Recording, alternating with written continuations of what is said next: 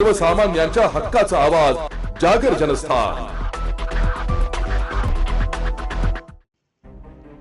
औक्षणिक वीज निर्मिती केंद्रातील कामगार वसाहतीत पिसाळलेल्या कुत्र्याने लहान मुलावर हल्ला करत असल्याने आतापर्यंत 2 जणांना त्यांनी जखमी केल्याची घटना घडली आहे। यामुळे कामगार वसाहतीत भीतीचे वातावरण पसरले आहे।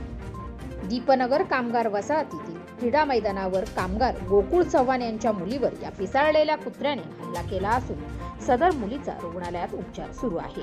ही घटना ताजी असतानाच पुन्हा बुधवारी वसाहतीत दिंडी जात असताना एका अपंग युवकावर या कुत्र्याने हल्ला करून त्याला गंभीर जखमी केले आहे।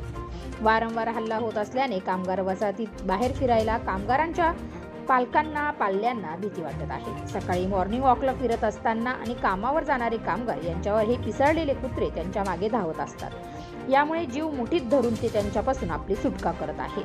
कामगार वसाहतीत पिसाळलेल्या कुत्र्यांचा आणि मोकाट डुकरे यांचा बंदोबस्त करावा अशी मागणी कामगारांकडून जोर धरू लागली आहे। जागर जनस्थानसाठी सुमित निकम, भुसावळ।